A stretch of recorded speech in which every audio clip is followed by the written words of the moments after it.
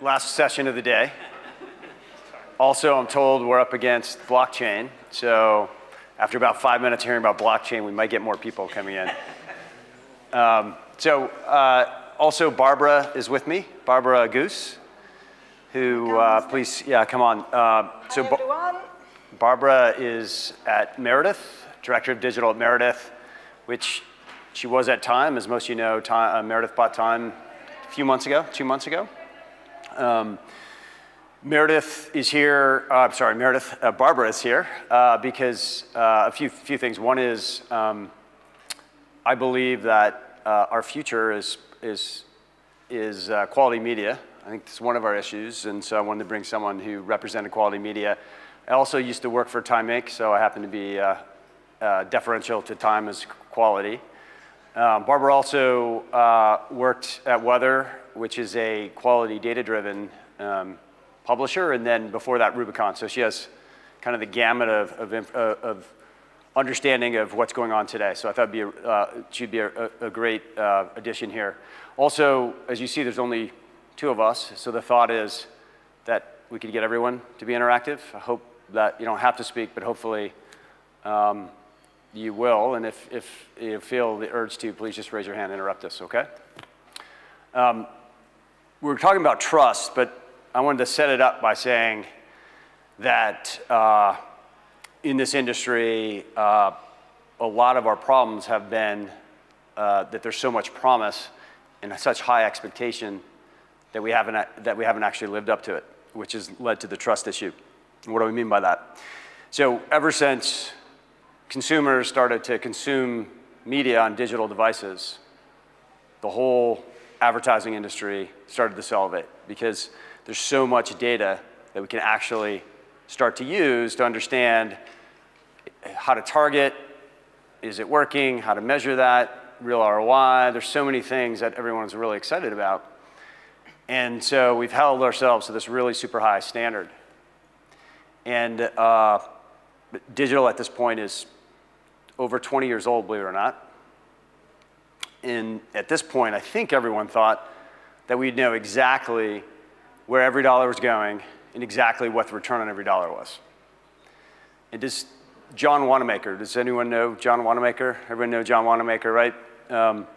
American 19th century retail store owner who said something that's made him very famous. He even has a street named after him in Lower Manhattan in New York.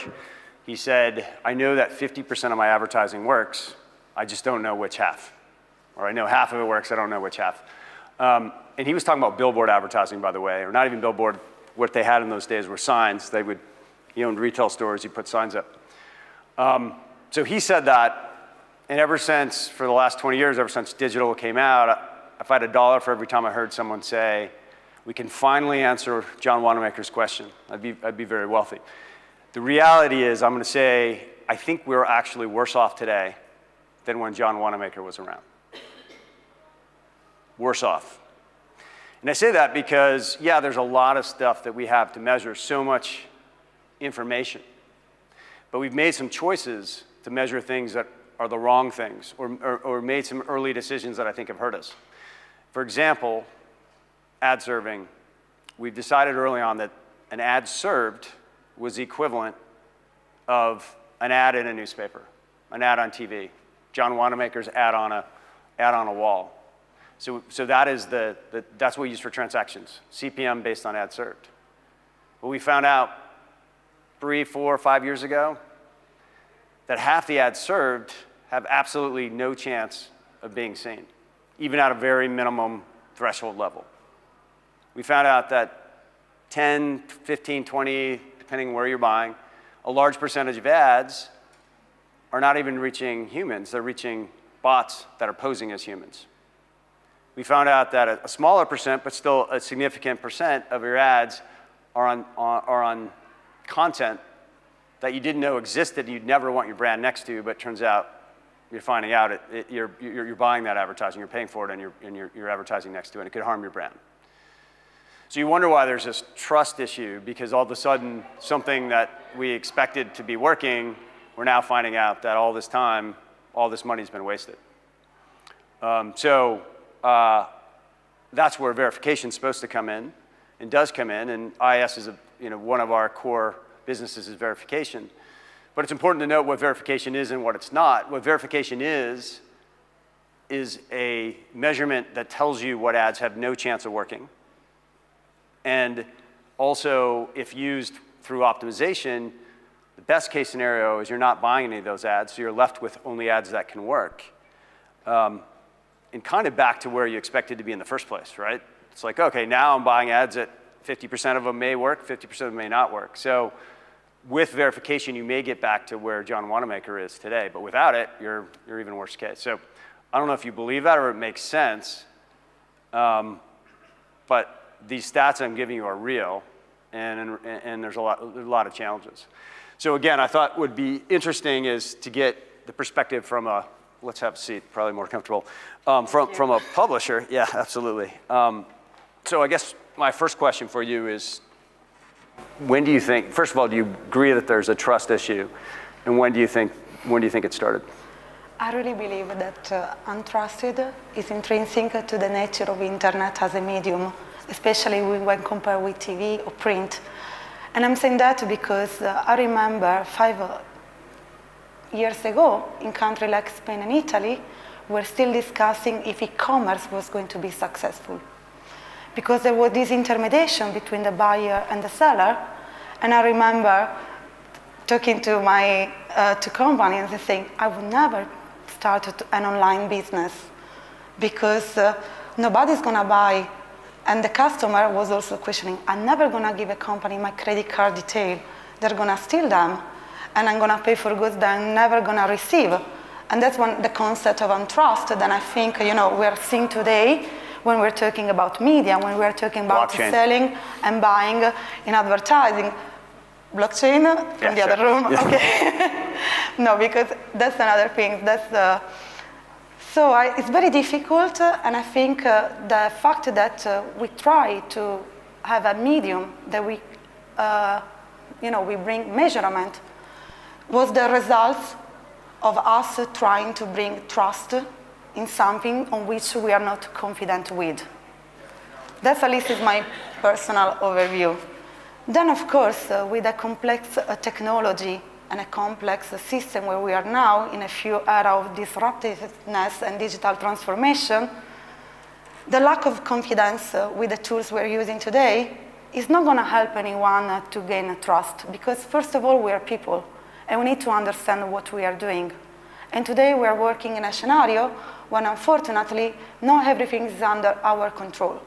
As a publisher, I have the all interest to provide quality, but I also have to admit that the technology has evolved in a way that leaves a lot of space for fraudulent activity from other companies. And that's why I need to take control and make sure that I'm addressing fraud in the first place before even going to a brand and say, I'm ready to sell you my spaces. Actually, I've got a question for everyone. Did anyone have an idea of why fraud exists today? Why do you think it exists? Fraud is crime, and crime is a very popular activity amongst certain groups. Fair enough. And as it was put to me a while back, ad fraud is drug-level money, but without the guns and the violence, and it's very seductive. And very often the criminals are as good as the white hat guys at computer sciences and data sciences, and it's a fantastic way to get rich very quickly. Yeah, so absolutely, it's a fairly low cost way of making money without a lot of risk. No question, that's part of it. Why do you think it works so? As I guess meant. Yeah, well, absolutely. If you're optimizing towards clicks, you're going to get click fraud. If you're optimizing towards some other kind of quantity-based metric, you're going to get fraud, because it turns out fraud is cheaper. Fraud scrolls pages. Fraud views ads better. Fraud does everything but buy products at this point. But that may change. But so if you're hyper focused on one metric you're measuring, KPI, fraud will unfortunately do a very good job of mimicking that. So It's true, because as a publisher, we still receive briefings where the major KPI is viewability on CTR. And I'm still surprised, because it's like, how many years now we are discussing if those metrics are the correct one we should use, and we're still using the same metrics. And I don't know who is fault anymore. I think there is a lot of confusion. I don't know if it's the responsibility of the brand to understand how actually they want to really measure the ROI, or if it's a responsibility of this agency or consultancy, they are not able to educate enough their clients, or even us as a publisher, because we don't know how to demonstrate the value of the proposition we are selling. And so there is a situation for which everyone at some point is investing so much time to trying to understand this measurement.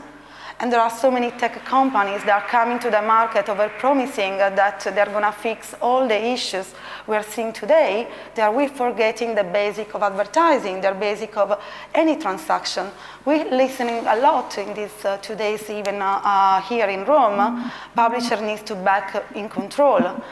We heard about brands needs to understand what is actually the objective, the goal, ultimate goal of a campaign.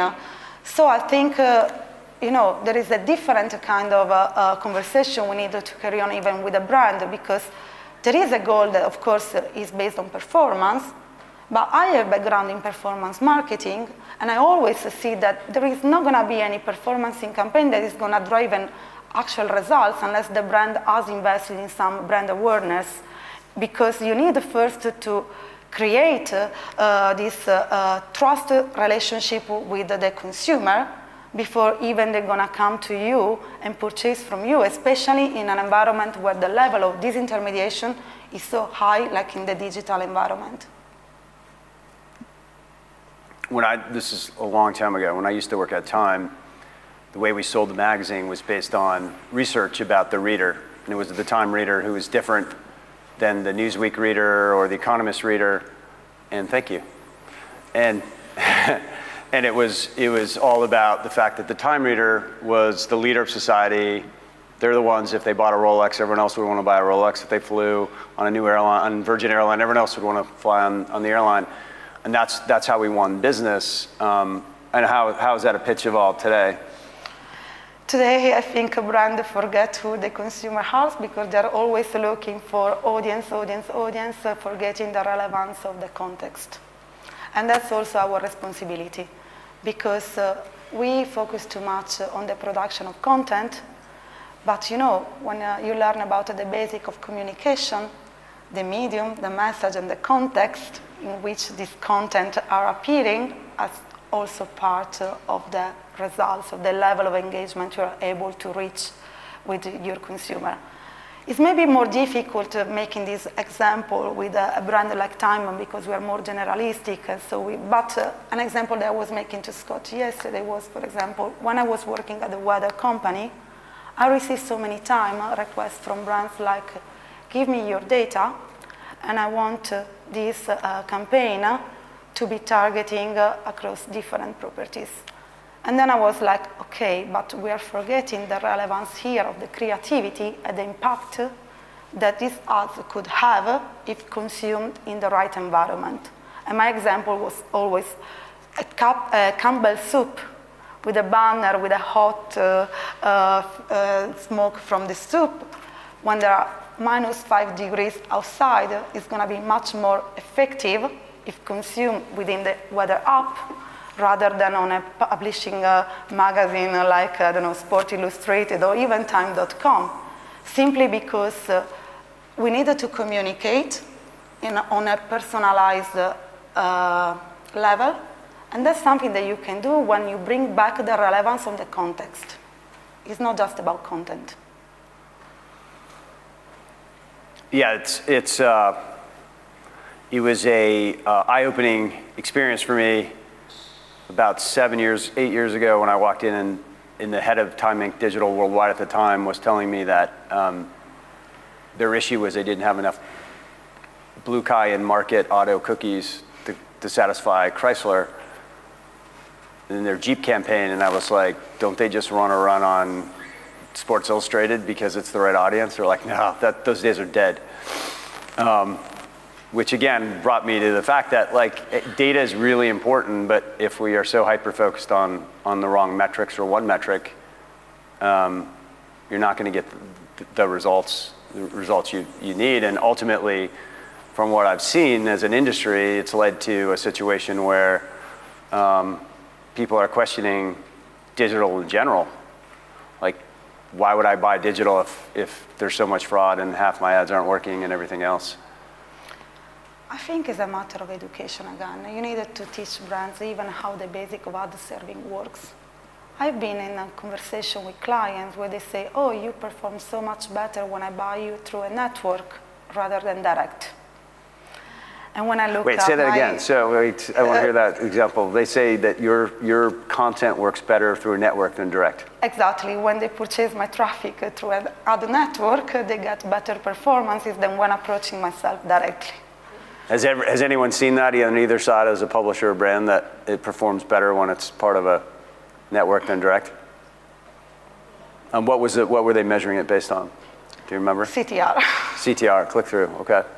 And that's my argument. It's like we are discussing here the basic of ad serving.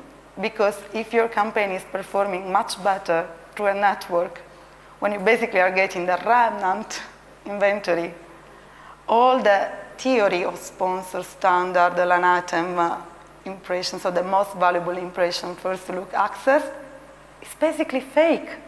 Because that's what your brand are telling to me now. The my inventory, the lowest quality impression, give you actual results. And then my conversation is like, okay, maybe you are measuring the wrong things.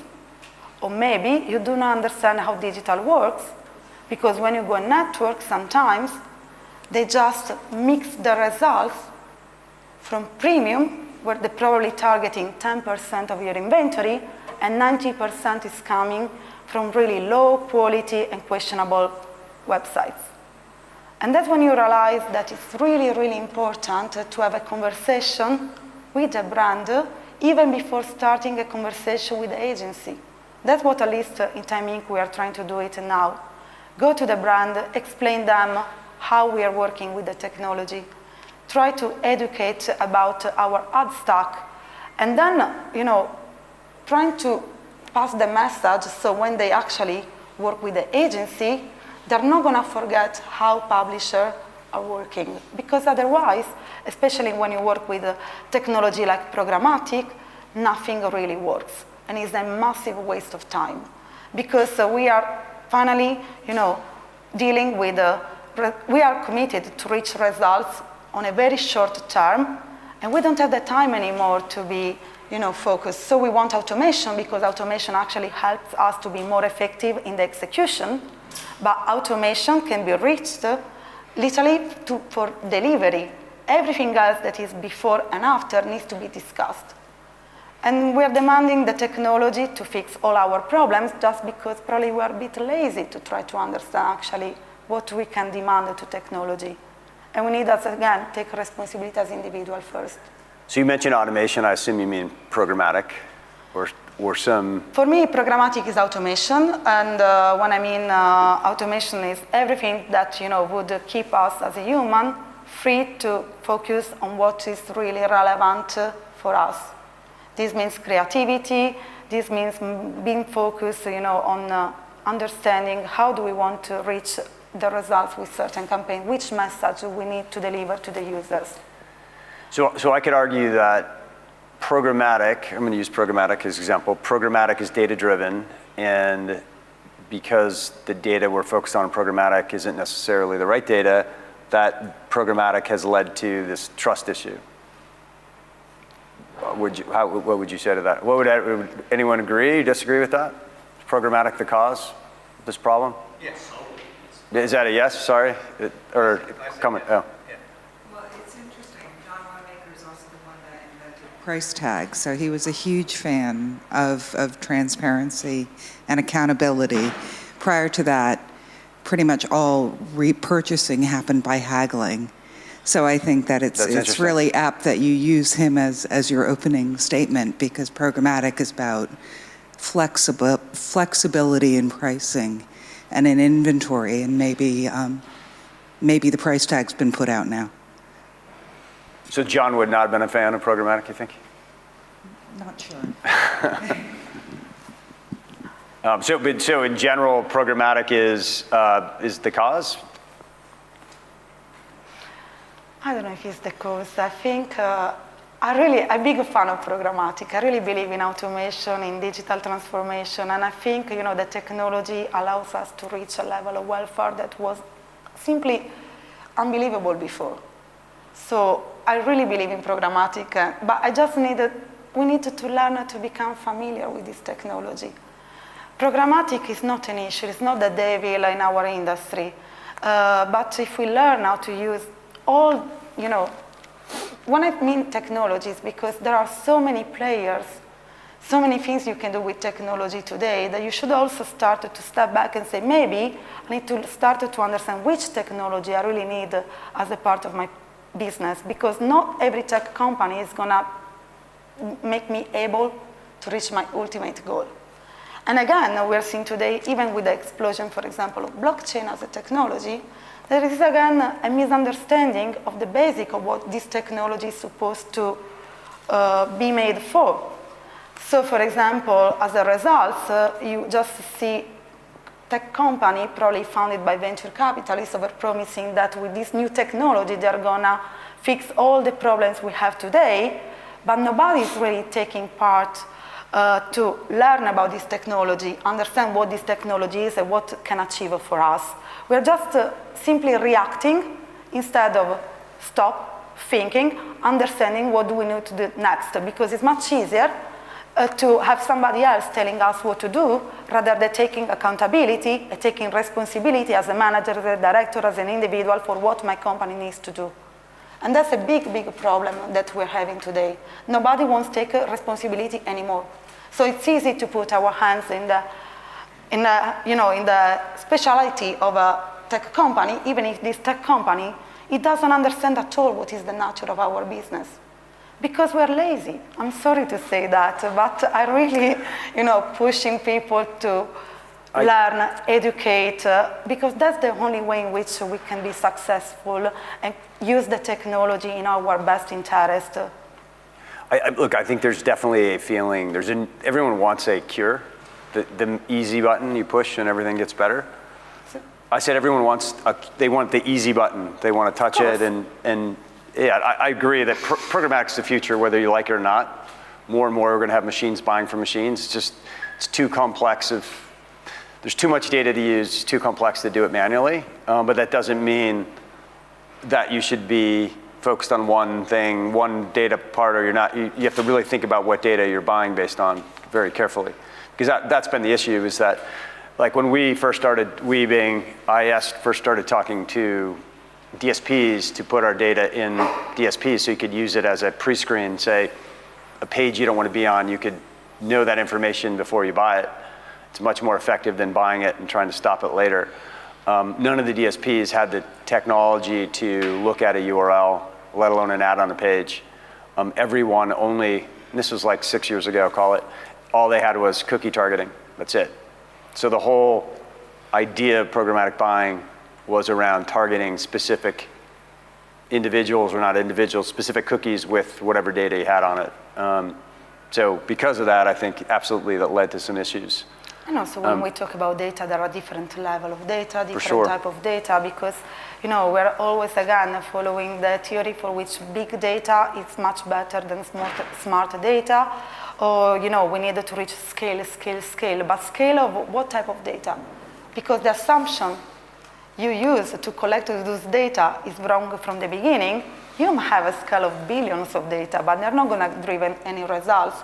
I really believe that sometimes a deterministic approach might be, most expensive in the beginning, but really more cost-effective at the end, because at least you really understand who you are trying to talk to, rather than just assuming I'm reaching the right audience. And unfortunately, for some reasons, most of the time, especially when you work with programmatic, there is an issue around scale. And therefore, this is preventing from the beginning even the opportunity to start to have a conversation with a brand simply because we don't have the scale that they need to have those algorithms work.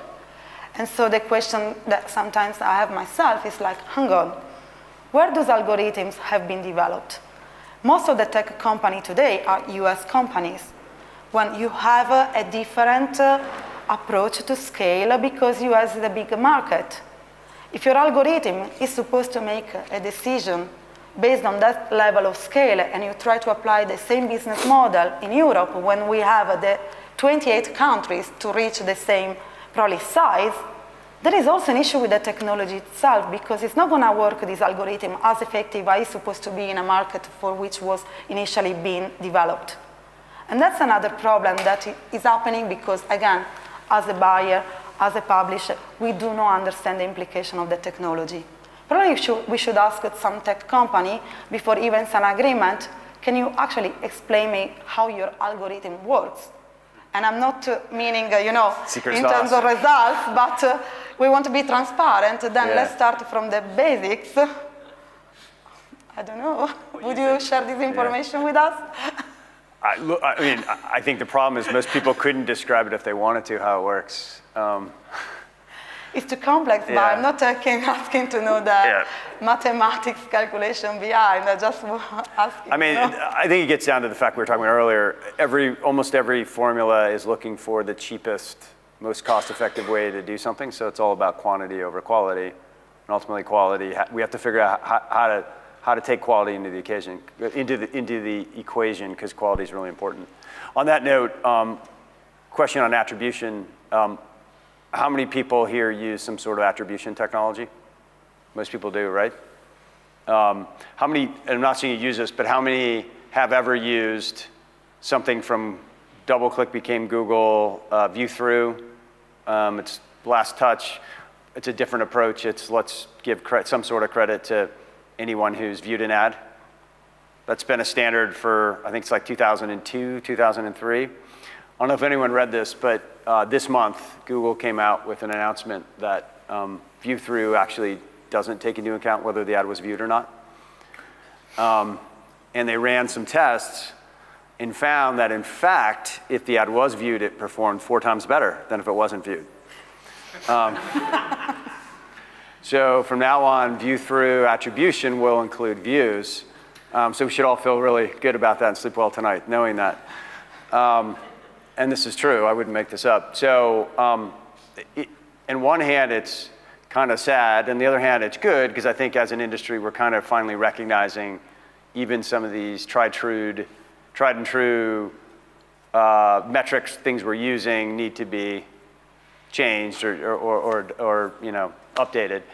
Having said that, it brings me to the next thing, which is, I think it gets to something you mentioned earlier, which is for whatever reason, I think because things are so complicated, I think because you have agencies and other people in the mix, there seems to be this want to check a box and move on. Like, oh, solved that problem, moved on. And so viewability is one of those where viewability is not a binary metric. Yes, you can say, was it viewed or not? First of all, the viewability that we or anyone else measures isn't whether it was seen or not, it was whether it was on the page or not. So that has to be really clear. So a second on the page is not the same as a second in front of somebody. Secondly, the reality is every test out there has shown empirically that the longer in view an ad is, the better chance it has of making an impact. Now, there are diminishing returns for sure, and at some point it's not worth paying for those extra seconds, but longer is always better than shorter. And so to take something like viewability and now check a box and say, my ads are 80% in view, or I've hit a certain viewability metric, I'm done, totally, again, takes a probably very important data point and turns it into something that the algorithm is going to try to find the cheapest cost possible. And one of the things that we're personally seeing on all kinds of data is there's a huge percentage of ads that are now in view for a second.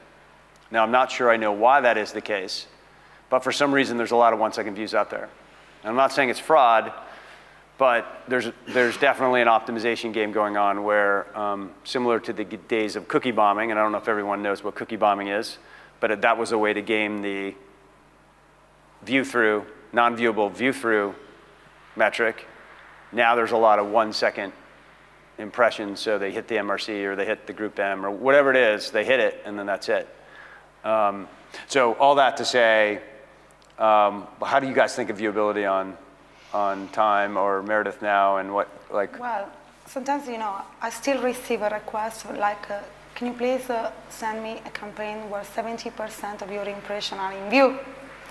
And it's like, I'm sorry, but my properties have been optimized to make sure that all our ads are in view, and I have no way to select specific tags that are gonna match the criteria you're asking for. So when you say 70%, you mean 70% of the ads or 70% of one ad? No, 70% of the impressions we're sending are going to be in view. And no, because viewability, they're still measuring with the MRC rates. So this means that as a publisher, as we said before, we take into consideration the fact that sometimes there could be some bot traffic that we need to make our properties functional, aware that could be some invalid, no human traffic. We try to compensate over-delivering, for example, the amount of impression to make sure we're reaching the standards of the clients. And I would say that's the only way we have to, because the way in which we have set up the technology is meant to offer a website where the latencies are reduced at minimum level. We also discuss now in advance with the agencies the size of the creative, because those are other things that might affect viewability. We also are aware that there are other issues related to the type of device you're going to use to deliver the campaign. On mobile, there is highest chance that an impression is not going to be viewed. So once we have all this conversation, sometimes part of the conversation with the brand now is starting to become also to think about different type of creative based on different type of devices, instead of just using the same creative and making it responsible across different devices. Because there is a different way to consume media that, yes, we want automation, we want simplification, we want to make everything easier. But if the price we have to pay is a high level of inefficiency like the one we are seeing today, probably we need to make a step back and start to, realize that even the message needs to be customized for the specific medium I'm going to use to communicate to the user. And programmatic, as I said, is over-promising that we're going to deliver this, but we are failing. So instead of keep promising, we should actually take programmatic for what it is and automated the tools that are going to give us more time to think about the message, the creativity, and think about the human component. Very nice. I would say the future will tell us. We only have a few more minutes. Anyone have specific questions on any of this or new questions? Does anyone care about viewability? Do they care about any of these topics? Does anyone know what the solution is? Like, do we think is a trust issue, and do we think there's a solution or not? I think it's an education issue. Education. Yeah, I mean, you have the pressure from the CFO to the CMO onto the agency to find the KPIs that you've been talking about earlier on. And inevitably, through time or money constraints, that finds fraud. So it's whether it's delusional at worst, perhaps, but wishful thinking, perhaps more likely. That's where the business has got itself into. So I think we need to step back and think, instinctively what quality actually costs, and be more. So actually, I thought the Adidas presentation was extremely interesting to hear a client stand up and speak about the fact that they are willing and in fact pushing to drive their business in that direction. I think it's just going to take more clients like that to do that, and then hopefully, we'll see a little bit more of a swing back. But it's human nature, I think, that's just driven us where we are at the moment. I'm not sure it's necessarily a trust thing. You know, it's interesting you said, you mentioned quality. I think getting back to quality, I think part of the problem is defining quality. Especially when you're programmatically buying, it's impossible. But I think just in general, defining it, because it used to be about finding the right person in the right environment, putting an ad with the right creative in front of them. That used to be the dream. But I think we've lost that along the way. Somewhere now it's just about finding that person who bought something and or went to your site and let's hit them again. Forget about the creative, it doesn't matter. It doesn't matter where they are, let's just hit them again and again and again until they turn off ads altogether. Isn't quality actually an ad that people actually watch? It's an ad that you watch. So in your mind, quality is Attention. attention.